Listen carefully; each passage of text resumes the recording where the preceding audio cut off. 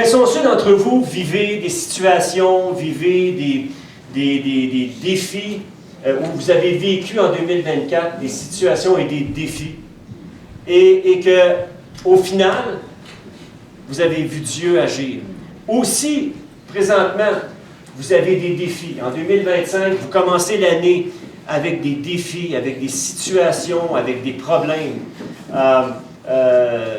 Écoutez, on est tous face, en tant qu'être humain, on vit tous des situations, on vit tous, veut pas, on traverse toutes des situations difficiles.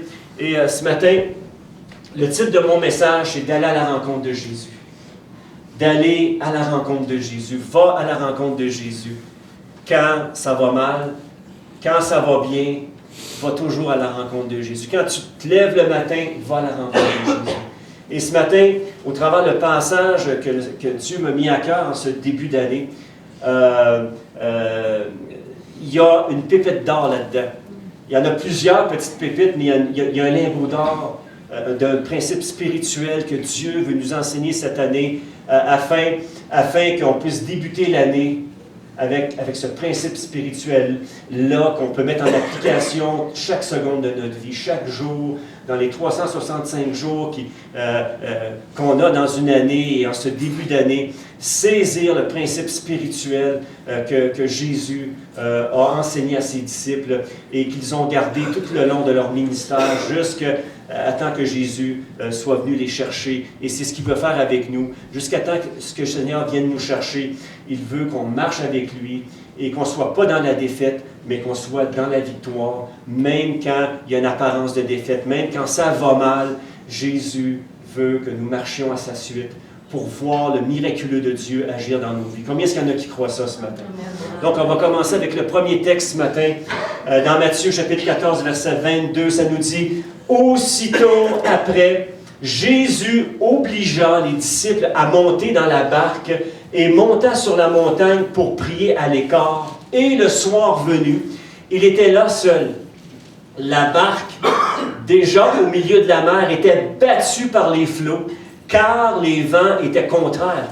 À la 4e veille de la nuit, Jésus alla vers eux, marchant sur la mer. Quand les disciples le virent marcher sur la mer, ils furent troublés. Ils dirent « Ah! C'est un fantôme! » Et dans leur frayeur, ils poussèrent des cris. Jésus leur dit aussitôt « Rassurez-vous, c'est moi, n'ayez pas peur. » Pierre lui répondit « Seigneur, si c'est toi, ordonne que j'aille vers toi sur les eaux. » Et Jésus dit « Viens. » Pierre sortit de la barque et marcha sur les eaux pour aller vers Jésus. Mais Pierre, voyant que le vent était fort, il eut peur.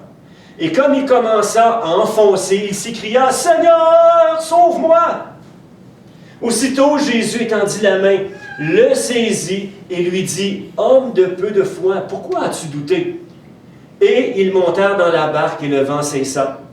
Ceux qui étaient dans la barque vinrent se prosterner devant Jésus et dire « Tu es véritablement le Fils de Dieu, véritablement. » En cette année de 2025, j'aimerais absolument de tout mon cœur rendre grâce à Dieu pour son amour, pour sa fidélité et son soutien envers chacun de nous. Combien est-ce qu'il y en a qui peuvent rendre grâce, qui ce matin peuvent rendre grâce de la fidélité de Dieu tout au long de 2024 et que Dieu ne change pas. Il est le même hier, aujourd'hui, éternellement, et si la tendance se maintient, elle va se maintenir, Dieu va être fidèle aussi en 2025. Au travers de nos difficultés, au travers de nos situations difficiles, Dieu va être fidèle en 2025. Et qui sait qu'il y a des épreuves et qu'il y a des défis à surmonter? Il y en a déjà. En tout cas, dans ma propre vie, il y a déjà des défis à surmonter. Il y a un paquet de défis. Mais je sais que Dieu a un plan pour chacune de nos vies. Et quand on marche à la suite de Jésus, on vit le miraculeux.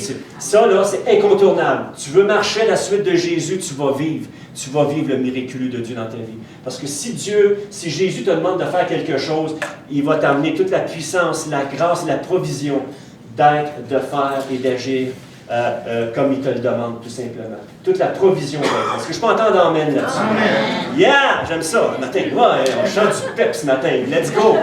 Yes, encouragez-moi en avant. C'est bon. Non, mais surtout, rendez grâce à Dieu. Surtout. Donc, j'aurais des milliers de raisons de lui dire merci pour ce qu'il est et ce qu'il a accompli dans nos vies en 2024. On aurait des milliers de raisons ce matin. Et tout mis bout à bout, là, il y avait des milliers de raisons. Le but du message de ce début d'année est de prendre conscience que Jésus est pleinement en contrôle des éléments de la nature, du monde spirituel et de nos pires situations, de nos pires tempêtes. Dieu est en contrôle. Amen. Et c'est pour ça que Dieu nous appelle à se placer sous son contrôle. Parce que quand on est sous le contrôle de Dieu, ben, on est sous le contrôle de celui qui domine sur toute chose. Et dont il agit comme il veut, quand il veut et de la façon qu'il veut. Amen. Amen. Dieu, il est souverain. Yeah! J'ai entendu un amen de ce côté-là. Merci pour celui qui a dit amen. Amen. C'est bon. Ah, c'est Henri. Merci, Henri.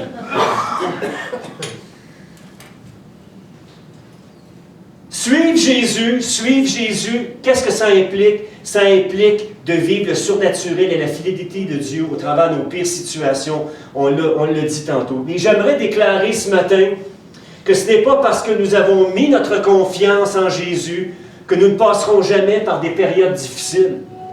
Tout le monde traverse des tempêtes au cours de sa vie et c'est normal d'en vivre. Tout comme Jésus va faire traverser une tempête à leurs disciples pour leur enseigner un principe de foi. C'est ce qu'on va voir ce matin. Et c'est ce principe-là qu'on doit saisir ce matin, que même dans nos pires situations, quand on sent que ça cale, qu'on est en train de caler, Jésus est là, il est proche, il attend juste que nous mettions notre foi en lui et saisir sa main. On va le voir ce matin. Quelqu'un a dit, j'ai pris ça, et méditez quelques secondes là-dessus. Quelqu'un a dit que les temps d'épreuve, tout le monde voit bien l'écran?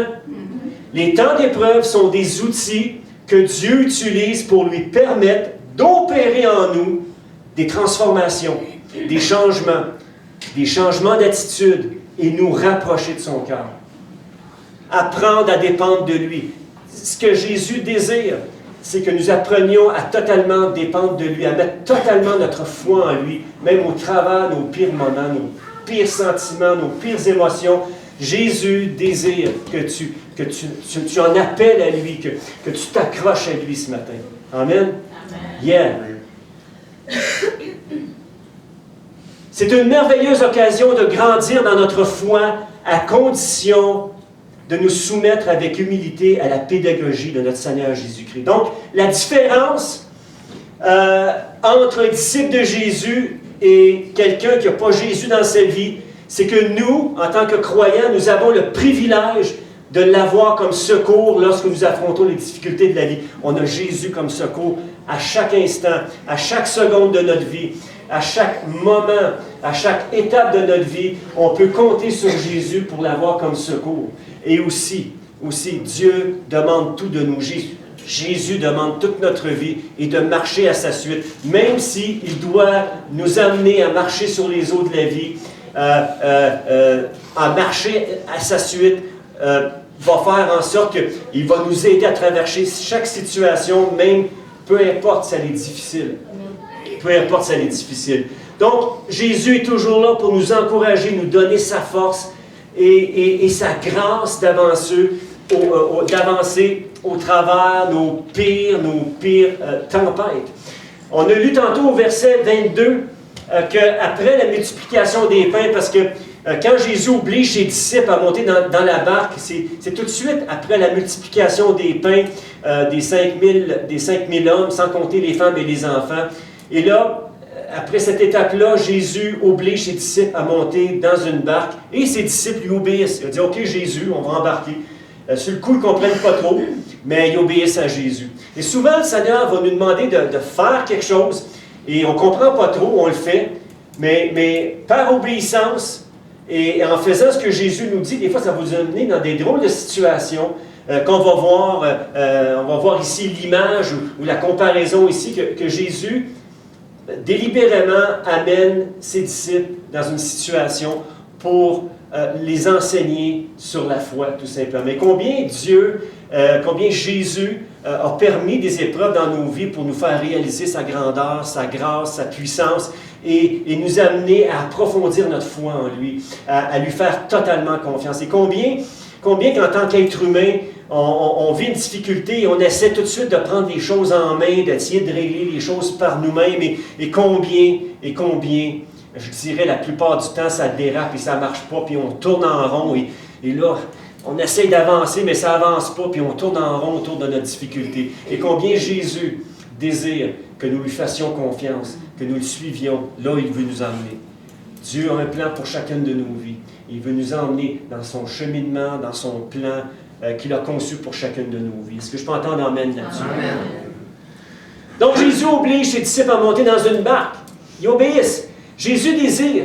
Ensuite, on le voit dans le texte, verset 22, Jésus désire aller sur la montagne, passer du temps seul dans la prière, après avoir donné congé à la foule. Jésus a ce besoin-là constamment d'être à part avec son Père pour entendre la volonté, pour entendre sa direction. Jésus a dit dans sa parole qu'il ne faisait jamais rien sans que son Père lui montre. Jamais rien sans que son Père lui montre. Et c'est vraiment le modèle que Jésus nous donne de passer du temps seul avec Dieu, avec Jésus. C'est le fondement de notre vie chrétienne. Au travers sa parole, au travers la prière, de laisser Dieu nous parler et d'emmener nos requêtes. La parole nous dit, ne vous inquiétez de rien, mais en toute chose, fais connaître ton besoin à Dieu, par des prières, par des supplications, avec des actions de grâce. Et la paix de Dieu, qui surpasse notre intelligence, va garder ton cœur et tes pensées en lui, tout simplement. Et la chose la plus importante dans ce monde complètement sans dessus-dessous, dans ce monde qui dérape constamment et en effervescence, et comment je pourrais dire ça, dans ce monde agité, combien la paix de Dieu est importante dans notre cœur, combien on doit laisser et préserver et chérir cette paix-là dans nos cœurs. Combien est-ce qu'il y en a qui croient ce matin que la paix dans le cœur, c'est la chose la plus importante et que malgré le tumulte qui peut être autour de nous, malgré les épreuves, si on a cette paix dans notre cœur, ben, l'extérieur ne peut pas nous atteindre. On va voir un principe de la parole et on va voir Pierre aussi qui a appris de la part de Jésus ce matin.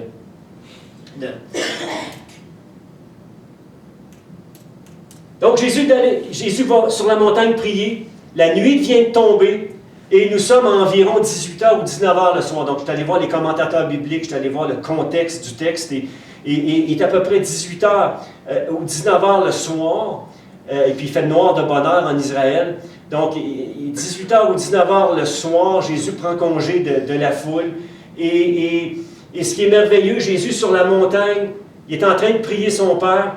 Et Jésus, qui sait toujours ce qui va se passer à l'avance, désire enseigner ses disciples à marcher par la foi malgré les difficultés, les aléas de la vie. C'est vraiment le but premier de Jésus, c'est d'enseigner à ses disciples à lui faire confiance.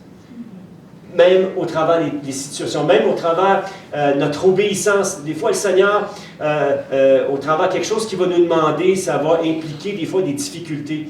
Mais Jésus, si on marche à sa suite, il va permettre, et il va ouvrir les écluses des cieux et il va vraiment relâcher sa puissance afin qu'on puisse accomplir sa volonté. Si on le suit, c'est que la gloire de Dieu va suivre avec nous aussi.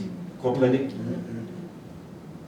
Jésus désire que nous apprenions à dépendre entièrement de lui en lui faisant pleinement confiance. Le verset 24 nous montre que, on l'a lu ce matin, que la barque est au milieu de la mer. Elle est frappée par les vagues. Et Jésus voit que les disciples ont beaucoup de difficultés à ramer. Dans ce que tu vis ce matin, écoute-moi bien. Juste attirer ton attention ici. Jésus voit ce que tu vis ce matin. Amen. La parole de Dieu dit que Jésus intercède pour nous. Amen. Il intercède pour chacun de nous. Il prie pour nous. Il voit ce que tu vis. Que tu me crois ou tu ne me crois pas ce matin. C'est ce que la parole dit. Jésus voit ce que tu traverses présentement. Il voit ce que tu vas traverser aussi. Jésus, il sait toutes choses. Il est souverain. Il sait toutes choses à l'avance. Jésus sait, il voit ce que tu vis. Tu devrais te réjouir ce matin. Au moins, petit amen. Ok, j'ai entendu un amen là, ici, c'est bon. Ça s'améliore de fois en fois. C'est bon. Donc, Jésus voit que les disciples ont de la difficulté, ça va mal. En fait, ils sont sur place, ils font du surplace depuis plusieurs heures. Et si on calcule le temps, là, si on regarde dans les textes, ça fait 10 heures au moins qu'ils rament. Vous savez, la mer de Galilée, ou le lac Tibériade, c'est un lac qui a en longueur, qui a 20 km en longueur, et en largeur, qui a à peu près 12 à 13 km dans l'endroit où est-ce que c'est le plus large. Là, parce que c'est fait comme une poire un peu. Le lac Tibériade, une poire à l'envers, là, mais c'est fait comme... Et les disciples sont au milieu du lac. Ils sont à 5 km ou 6 km du bord de là où est-ce qu'ils doivent se rendre. Et là, ils rament, mais là, ça fait 10 heures qu'ils font du surplace. Ils rament, il y a du vent, il y a des vagues, puis ils rament, puis je ne sais pas si tu as l'impression dans ta vie que des fois tu rames, bon, ça avance pas, voyons, qu'est-ce qui se passe, puis tu as l'impression que tu stagnes, ça tourne en rond. Je ne sais pas si c'est pareil pour vous, mais moi, ça m'arrive que des fois, ça tourne en rond. On dirait que je rame. Plus je rame, plus je me fatigue, puis plus je me décourage aussi. Donc, la barque, elle est là. Et puis, en fait, c'est vrai, ils sont en train de faire du surplace. Ils sont à 5 km de la rive, et où est-ce qu'ils doivent se rendre. Et la Bible nous dit, dans le passage, qu'ils sont à la 4e veille de la nuit, donc ils sont à 4 ou 6 heures du matin. Donc, ils sont partis vers 18 heures, puis ils sont entre 4 et 6 heures du matin. Donc, ça fait une dizaine d'heures qu'ils rament. Si vous faites le calcul rapide, ça fait 10 heures. Fait qu'ils commencent à être tannés, les gars, là. Je ne sais pas. Moi, je fais du vélo. J'arrive à 11 000 km de vélo de fait. Puis, ce que je veux dire par là, c'est pas pour me vanter, mais quand j'en ai fait 1h30 de vélo, je commence à avoir mon quota, là, c'est correct, là. Le gars de 63 ans, il est en forme, mais après 50 km, pour moi, 50-60 km, c'est le top que je fais. Mais ça prend 1h30. Mais eux autres, je ne sais pas si vous avez déjà ramé en canot face au vent. OK? Moi, je l'ai déjà fait. Tu rames, puis ça avance. Tu avances de 2 pouces. Puis quand tu as le vent dans le dos, youhou, ça va bien. Mais là, tu as le vent dans la face. Là, tu rames, là, tu avances d'un pouce. Et puis, surtout si l'autre personne qui est avec toi rame tout croche, ben moi, je ne suis pas mieux non plus. Mais on essaie de ramer. Ça avance pas. Puis là, tu étais 1 heure à ramer. Après ça, tu es complètement brûlé. Mais les autres, ça fait 10 heures. Imaginez, ça fait 10 heures qu'ils rament. Ah, les gars, là, écoute, c'est des professionnels de la pêche, là. Et là, ils sont face au vent, ça brasse de partout. Ils rament, ça fait 10 heures qu'ils sont là. Jésus n'est pas là en plus.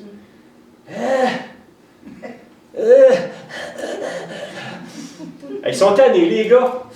Gardez ça à l'esprit parce que ce qui va suivre va être vraiment important. Les gars sont super tannés. Jésus n'est pas avec eux. Puis là, à la 4e veille de la nuit, Jésus se décide, il va vers eux en marchant sur la mer.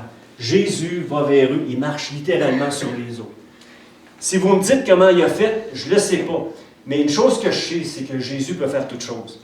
Parce que Jésus a créé l'univers, le ciel, la terre, il nous a créés. Fait que qu'est-ce que pour lui que de marcher sur l'eau puis de défier les lois de la nature, tout simplement? Il n'y a rien là. Un miracle, c'est ça. C'est tout simplement de surpasser les lois de la nature d'une façon naturelle. Là. Pas naturelle, mais surnaturelle.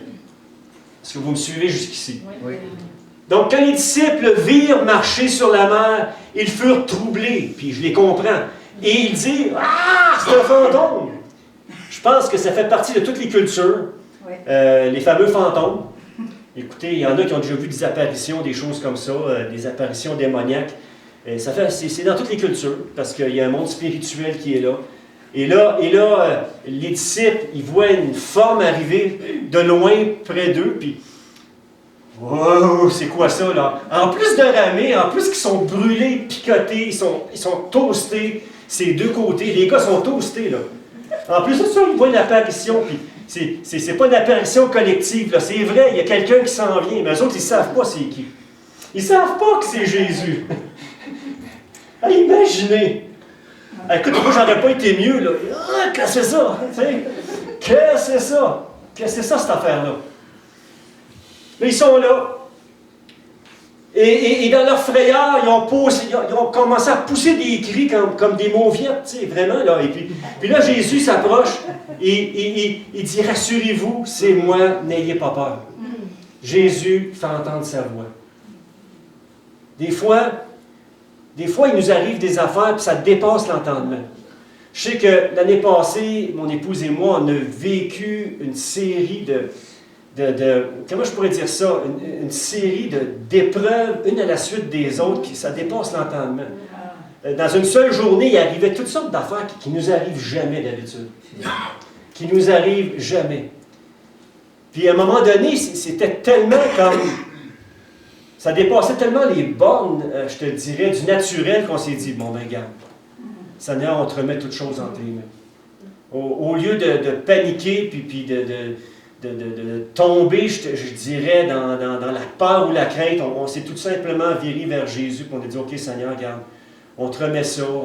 C'est comme, tu sais, on dirait dans la vie, des fois, on perd comme le contrôle. Je ne sais pas si vous avez déjà perdu le contrôle des événements autour de toi. Tout brise, ou en même temps, ou il arrive toutes sortes d'affaires, ou des décès successifs. Je ne sais pas. Vous avez tous vécu des situations où est-ce que ça a dépassé. Voyons donc. Puis dans le fond, après ça, on se met à dire, Dieu, pourquoi tu m'aimes-tu dans le fond, Dieu? Oui, Dieu, il ne change pas. Il nous aime quand même. Puis il va toujours nous aimer. Et ce que je veux dire par là, nous aimer quand même.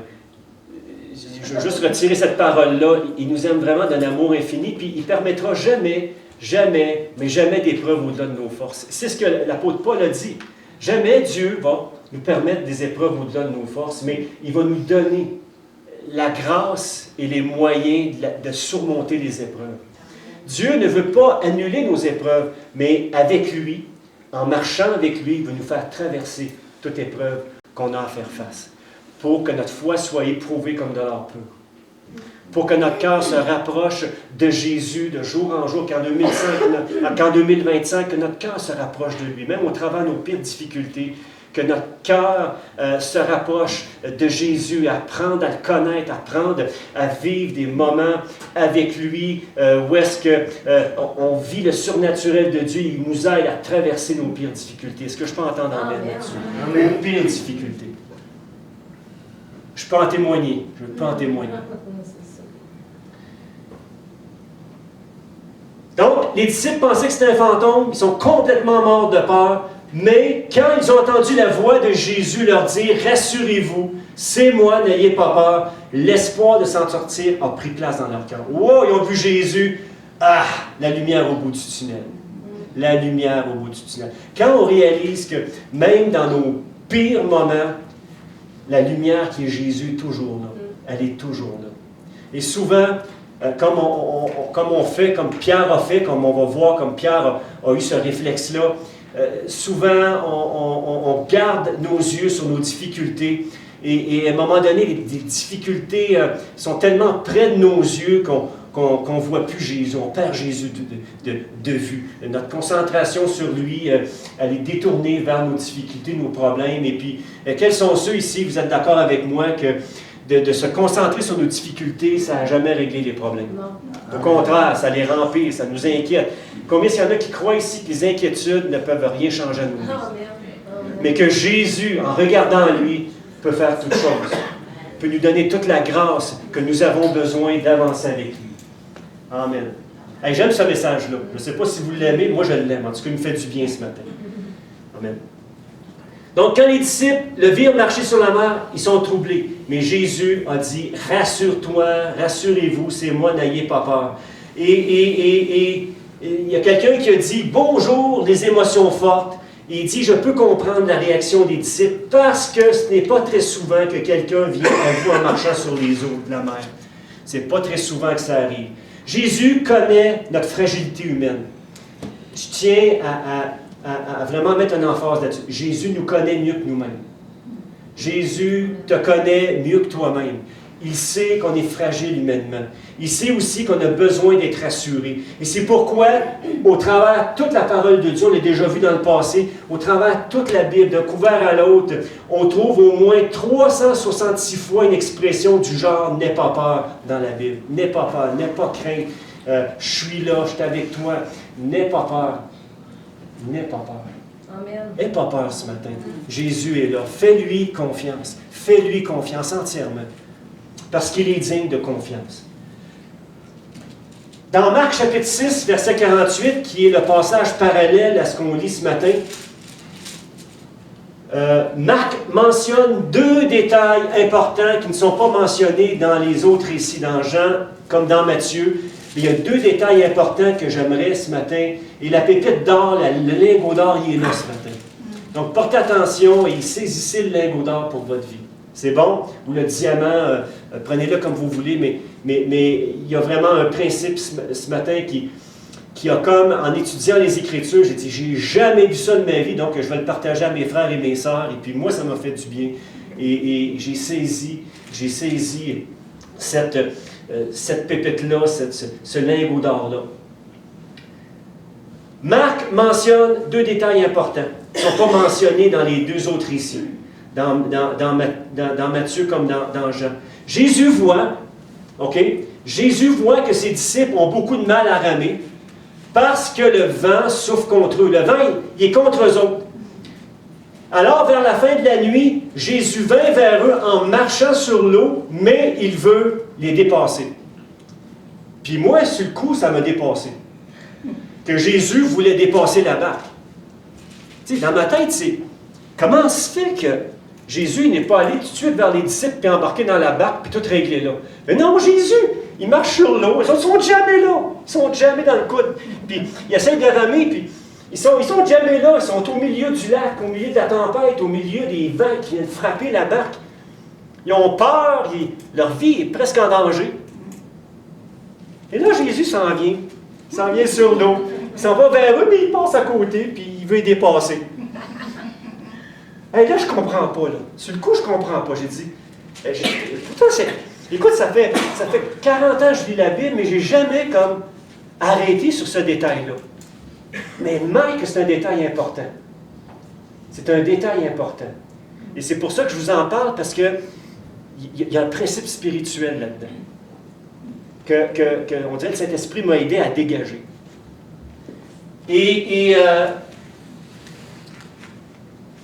Cette question-là, elle a surgi parce que pourquoi Jésus se dirige vers l'embarcation de ses disciples et il ne veut pas embarquer dedans? Puis voici ma réflexion ce matin. Les disciples, par leurs propres efforts humains, on le sait, leurs efforts humains qui sont limités, on est limité en tant qu'être humain, on est vraiment limité. Sans Dieu, on est limité. N'étaient pas capables d'avancer face aux éléments de la nature ou de nature spirituelle aussi. C'était peut-être les deux aussi. Par contre, Jésus se déplaçait aisément en marchant sur l'eau. OK, la question, pourquoi Jésus se dirige vers l'embarcation? La réponse, c'est que Jésus a le pouvoir, et ce n'est pas la vraie réponse à la question, mais c'est une introduction à la réponse. Jésus a le pouvoir et le contrôle absolu sur tout ce qu'il a créé et ce qui existe dans l'univers. Est-ce que je peux entendre amène là-dessus?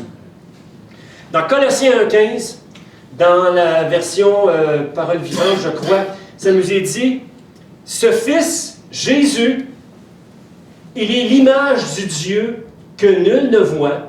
Donc, le premier-né de toute la création, il a la primauté sur toute créature. Jésus a la primauté sur toute créature.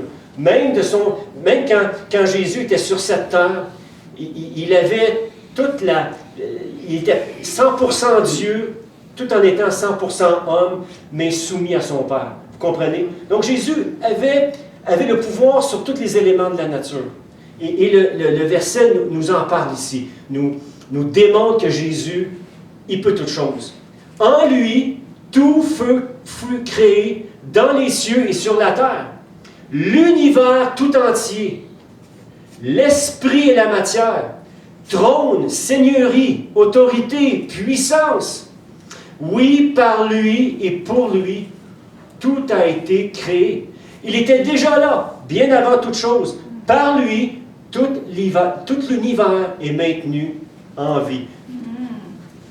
Par lui, par Jésus, tout l'univers est maintenu en vie. Wow. Nul nom, nulle puissance n'est au-dessus de Jésus. Jésus, la parole nous dit que Jésus a tout mis sous ses pieds.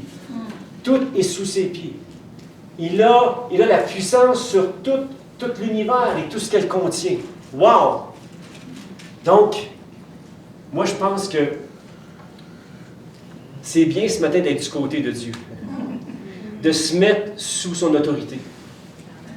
Et de le laisser agir dans nos vies. Parce qu'à ce moment-là, il n'y a rien dans ce monde qui peut nous écraser. Il n'y a rien dans ce monde qui peut nous faire du mal. Comprenez ce que je veux dire? Nous détruire. Parce que nous sommes gardés entre ses mains. Jésus a dit, nul ne peut vous ravir de la main de mon Père. Nous sommes ses enfants ce matin. Peu importe nos difficultés, même si à un moment donné, on a à mourir pour sa cause. On a déjà parlé dans les années passées, l'année passée. Même si on a à mourir pour la cause, on est gardé dans sa main.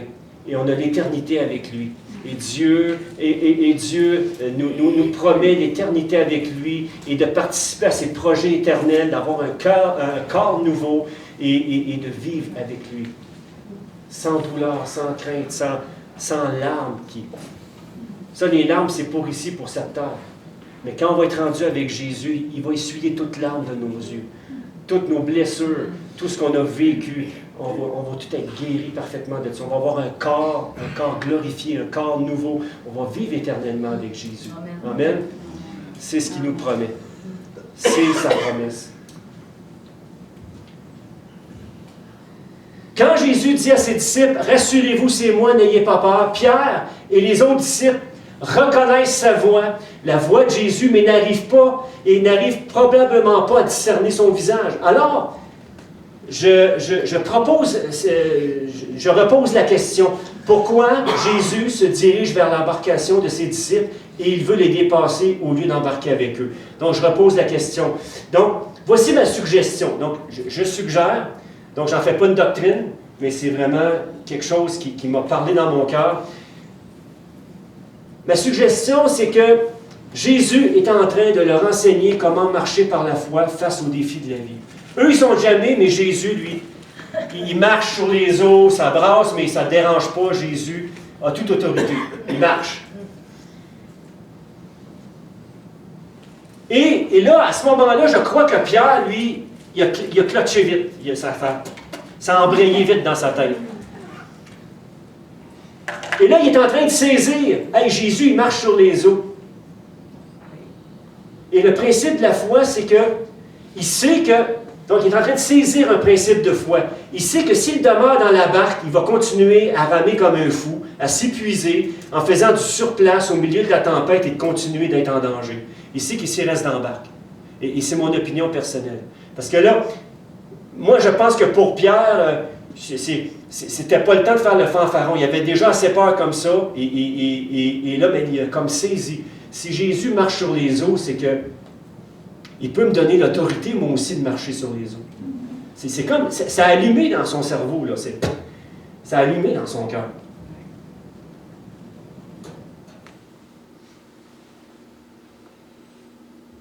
Et je crois aussi que pour cette raison, c'est pour cette raison que Pierre va passer à l'action. Il veut avancer et marcher avec Jésus sur les eaux. Il ne veut pas faire du surplace dans sa vie. Il va activer sa foi qui va lui permettre pour un instant de vivre le miraculeux de Dieu. De vivre vraiment le miraculeux de Dieu. Je crois que c'est ce que Jésus voulait initier dans le cœur de ses disciples, de le suivre en faisant comme lui, avec une totale confiance. C'est comme si Jésus, en voulant dépasser la barque, il dit, la gang, suivez-moi. Vous êtes tannés de ramer, vous n'êtes jamais là, bien sortez, puis venez, suivez-moi. Et Pierre est allumé là-dessus. On va voir la réponse de Jésus face à la demande de Pierre. Est-ce que vous saisissez le principe de foi là-dedans? Jésus est en train de faire quelque chose de miraculeux. Et Jésus a demandé à ses disciples de le suivre. Si quelqu'un veut me suivre, qu'il soit prêt à tout abandonner, mais ils sont en train de suivre Jésus, puis Jésus leur a demandé d'aller sur le lac. Ils ont même obligés d'aller sur le lac. Parce qu'il y avait un test à leur faire passer. Puis nos épreuves sont des tests que Dieu nous permet de passer. Et dans la mesure où je mets ma foi en lui, dans la mesure où lui agit dans ma vie. Tôt ou tard, mais sans retard, Dieu agit. Je le répète, tôt ou tard, mais sans retard. Des fois, ça prend du temps. Dieu a travaillé des traits de caractère, il a travaillé notre cœur. Mais tôt ou tard, mais sans retard, Dieu agit. Dieu, il agit. Si tu mets ta confiance en lui, jamais, jamais tu vas être déçu. Jamais Dieu ne déçoit celui qui met sa confiance ou celle qui met sa confiance en lui. Est-ce que ça va jusqu'ici? Amen. Yeah! J'aime ça. Je vois qu'il n'y a personne qui dort ici ce matin, donc c'est bon signe. Le message fait effet, la parole rentre dans le cœur. Merci Seigneur, c'est Saint-Esprit qui agit ce matin. Vraiment son esprit. Donc, contre toute attente. Donc, Pierre, il allume, lui. Il voit Jésus qui essaie de les dépasser. Puis je pense que Jésus serait rendu sur le rivage. C'est sûr que ce sera organisé, mais de ramener les disciples. Mais là, Pierre, contre toute attente, demande à Jésus, « Seigneur, si c'est toi, ordonne que j'aille vers toi sur les eaux. Si c'est toi. » Parce que probablement qu'il voyait la silhouette, il entendait la voix de Jésus, il entendait vraiment sa voix, mais d'autre part, probablement qu'il ne voyait pas son visage, qu'il n'arrivait pas à discerner son visage. Donc il dit à Jésus, « Si c'est toi, ordonne que j'aille vers toi. » Et Jésus de lui répondre, « Viens. » Et là, Pierre sort de la barque et marche sur les eaux pour aller vers Jésus. Donc son attention à ce moment-là est sur Jésus. Il marche dans le miraculeux de Dieu pour le suivre jusqu'au rivage. Lui, dans sa tête, là, je suis Jésus, il s'en va. Là. Parce que probablement que les disciples savaient que Jésus les dépassait pour se rendre au rivage, là où Jésus avait demandé aux disciples d'aller. Là, Pierre veut le suivre. Il dit, moi, là, ça va plus vite à suivre Jésus. On se rend au but que Dieu m'a donné pour ma vie. Et c'est plus facile à ce moment-là, puis je dirais, c'est possible d'accomplir le plan de Dieu pour notre vie à la mesure où est-ce qu'on suit Jésus. Et là, Pierre veut suivre Jésus sur les eaux. Il veut faire comme lui. Et vous savez, chacun d'entre vous, chacun d'entre nous, on est sur les eaux de la vie. Et des fois, on rame. On regarde à nos difficultés. Et là, Pierre a décidé tout simplement de regarder à Jésus, d'avoir ses yeux fixés sur lui, de juste, à son commandement, Jésus lui ordonne, viens. Et là, à son commandement, il vient. Et quand Jésus nous commande quelque chose, soyez certains qu'il va nous donner la force et le miraculeux pour accomplir sa volonté. Combien est-ce qu'il y en a qui croient ça ce matin? Qu'il va nous donner cette force-là.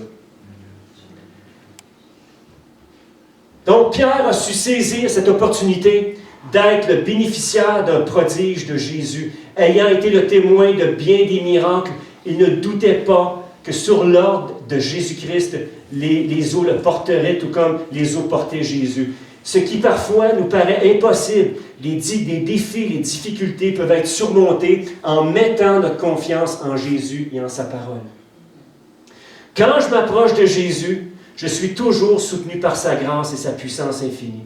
Philippiens 4,13 nous dit, « Je peux tout, je peux tout dans la communion, dans la relation, dans la connexion de celui qui est la source de ma force. Je peux faire face à toutes les difficultés grâce au Christ qui m'en donne la force. » Donc, la source, la première des choses, la source de ma force, c'est Jésus-Christ. C'est la source de ma force. Je marche avec lui, je le laisse pleinement vivre en moi et accomplir sa volonté en moi. Et je peux faire face à toute difficulté grâce à lui qui m'en donne la force. Puis, le verset 30 ensuite. Donc, ça va bien pendant quelques secondes. Je ne sais pas combien de secondes Pierre a toffé à marcher sur les eaux. Je ne sais pas combien de secondes, mais dès qu'il a commencé à se concentrer sur les difficultés, sur les problèmes, là, il a commencé à caler. Mais dès qu'il met les yeux sur Jésus, youhou, on y va. Je ne sais pas ce que ça fait marcher sur les eaux. Il n'y avait pas de roche en dessous. C'était vraiment des eaux. Croyez-le ou non. Mais je ne sais pas ce que ça fait réellement, quelle sensation que ça fait marcher sur les eaux. C'est-tu comme... je ne sais pas. Je ne sais pas ce que ça fait. Mais une chose est sûre, Pierre, il a vécu cela. Et tant que ses yeux étaient sur Jésus, il se dirigeait vers lui et il était concentré sur lui. Et moi, je pense que probablement Jésus l'a ramené sur la berge, là où est-ce qu'il devait se rendre. Et en plus, je pense que les autres disciples auraient suivi Pierre aussi. Ah, moi aussi, je vais l'essayer. Mais dès que Pierre a commencé à caler, les autres ont dit, ouh, là, je suis plus sûr, là. Fait que Pierre n'a pas vraiment... Mais écoute, c'était le seul qui a eu le gars de se sortir. De dire, hey, moi, je vais y aller. C'était le seul qui a allumé sur ce principe de foi-là. Et par la suite des choses, les disciples, c'est sûr qu'ils ont eu le temps de grandir dans leur foi et qui ont eu le temps de vraiment tout mettre leur confiance en Jésus. Puis on sait que la plupart des disciples ont fini comme martyrs. Et il y en a juste un seul qui est mort d'une mort naturelle, qu'on nous dit, les pères d'Église, là, c'est l'apôtre Jean.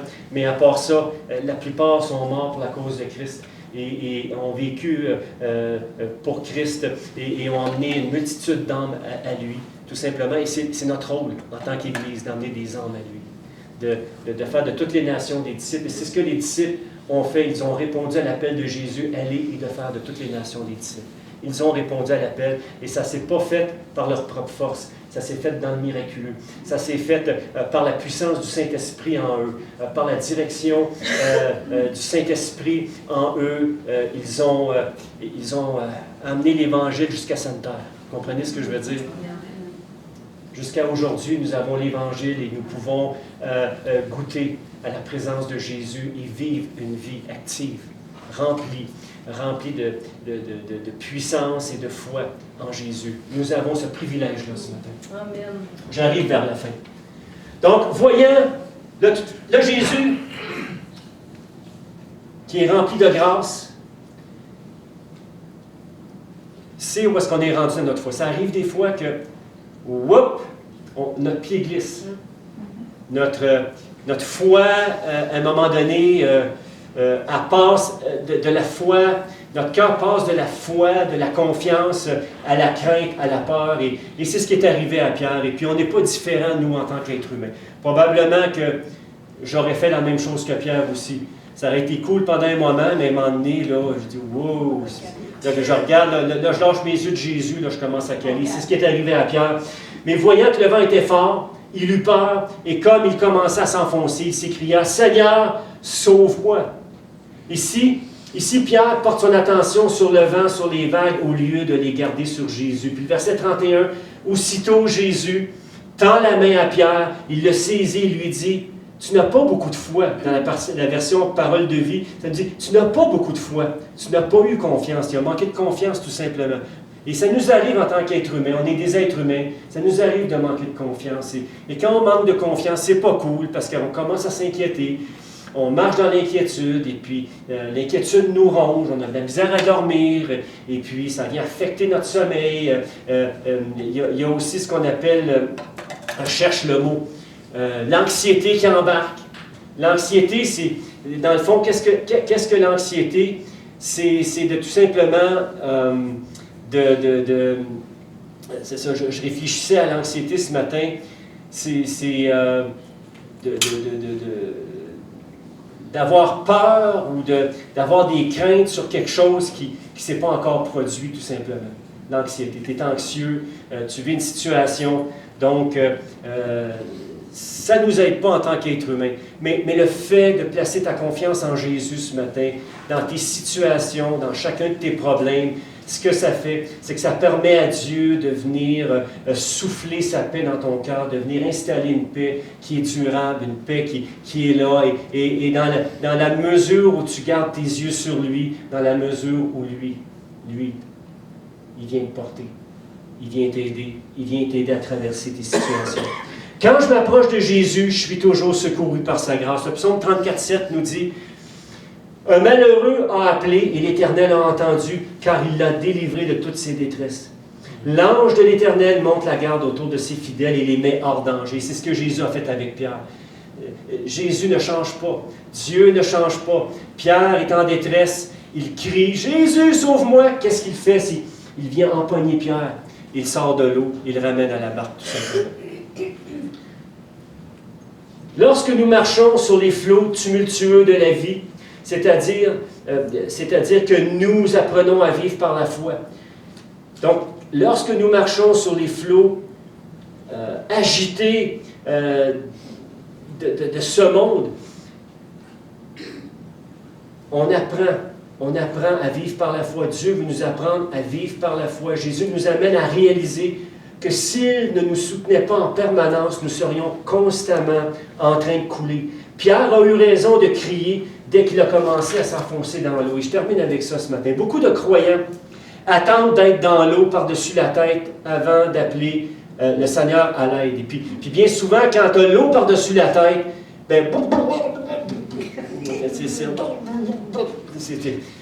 essaye de parler dans l'eau. Vous avez déjà fait ça? Des fois, moi, avec mes garçons, souvent, quand on allait se baigner, on essayait de parler dans l'eau, puis ça fait vraiment bizarre. On entend... Peut-être tu n'entends rien, là, parce que ça parle bien mal quand tu as la tête. Mais même là, même quand tu as de la misère à t'exprimer, puis que ça fait des ballons, que tu as la tête calée en dessous de l'eau, crie à Jésus. Lui, il va t'entendre. Il va interpréter tes ballons. Il va interpréter ça, il va le voir, il va voir ton cœur et puis il va venir te sortir tout simplement, même quand tu as la tête en dessous de l'eau, quand tu es enfoncé. Verset 32 nous dit, « Ils montèrent dans la barque et le vent cessa. Ceux qui étaient dans la barque vinrent adorer Jésus, lui dire, tu es véritablement le Fils de Dieu. » Jésus est véritablement le Fils de Dieu. Donc, pour cette nouvelle année de 2025, est-ce que tu es désireux de plus de sa présence, de sa puissance et de la connaissance de Jésus-Christ dans ton existence? Est-ce que tu désires plus de lui? Est-ce que tu désires te rapprocher de lui? Même si on est des chrétiens de longue date, ou que tu sois nouvelle ou nouveau ce matin, est-ce que ton cœur désire s'approcher de lui? En cette nouvelle année 2025, l'année 2025 devrait être la suite à un rythme soutenu d'une connaissance plus grande, plus profonde, plus éclairée de qui est Jésus afin d'accomplir sa volonté. Nous avons tous besoin, aujourd'hui, maintenant, de laisser Jésus nous instruire et nous montrer comment surmonter par la foi tous les défis qui vont se pointer en 2025 en le suivant par la foi sur les eaux agitées de la vie. Juste t'encourager ce matin, tout comme Pierre a reçu un rhéma de Jésus, Jésus veut te donner des paroles vivantes. Rhéma veut dire paroles vivantes. Jésus veut mettre des paroles vivantes dans ton cœur, des paroles sur lesquelles tu vas t'appuyer. Jésus sur lesquelles tu vas t'appuyer, le rocher de ton salut. L'apôtre Pierre a eu besoin de ces paroles-là pour marcher sur l'eau. Et personne d'autre n'avait fait ça avant lui. Il est sorti littéralement de sa zone de confort. Et Seigneur, peut-être cette année, Jésus va t'appeler à sortir de tes zones de confort, à faire quelque chose que tu n'as jamais fait avant. Et là, tu vas entendre son commandement.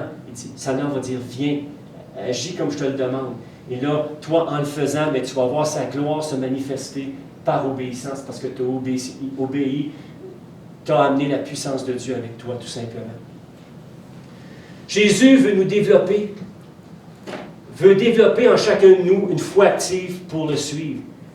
Plus j'ai ce désir d'apprendre à le connaître à travers sa parole, du temps passé avec lui dans la prière, plus cela produit une passion, une motivation, une détermination de le suivre là où il veut me conduire. Oui, on veut prendre ce nouveau chant qui s'appelle « Dieu de l'impossible ». Et c'est des paroles de vérité qu'on veut déclarer maintenant, aujourd'hui. Que tu puisses te saisir de ces paroles toi aussi et te rappeler qu'il est le Dieu qui peut tout faire, qui peut tout accomplir. Dieu peut faire infiniment et au-delà. Plus que tout ce que nous demandons, imaginons. Ses promesses, oui et amen, se réalisent. Sa parole,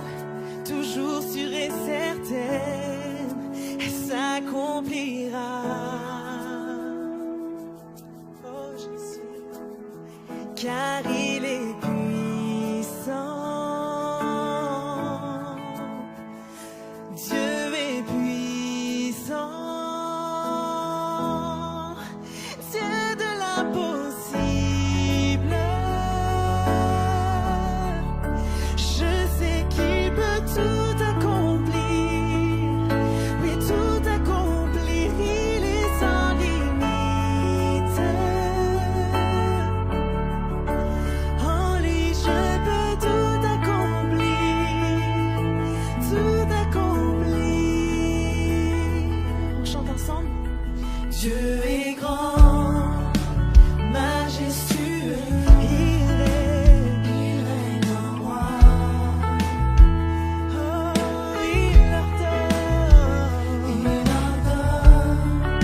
et calme les tempêtes. Il a tout pouvoir. Par sa force incomparable, il nous soutient. À savoir, tout ce qui était mort revient à la vie. On déclare Dieu de l'impossible, Dieu de l'impossible. Je sais qu'il peut tout accomplir. Tout accomplir, il est sans limite. En lui, je peux tout accomplir. Tout accomplir. Oui, tu es Dieu de l'impossible. Tu peux tout faire, tu peux tout accomplir. Il est sans limite. En lui, je peux tout accomplir.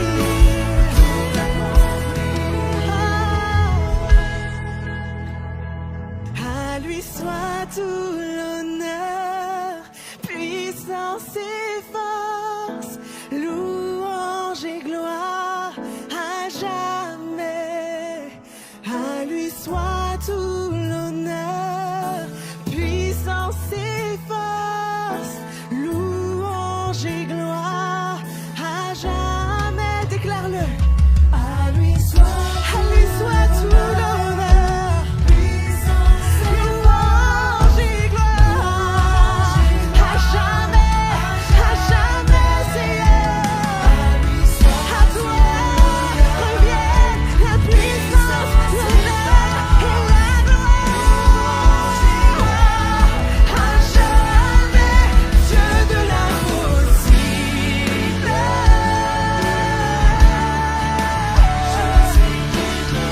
Tu peux tout faire, Seigneur. Tu peux tout accomplir. Tu es sans limite. Crois-le, déclare-le encore. Il est Dieu de l'impossible. Dieu de l'impossible.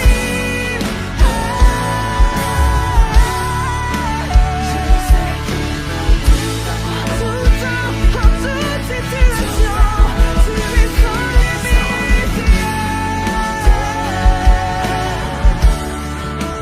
En lui, je peux tout accomplir.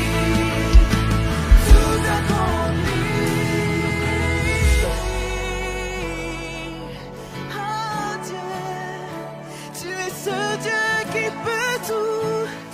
peut tout faire, qui peut tout accomplir, Seigneur.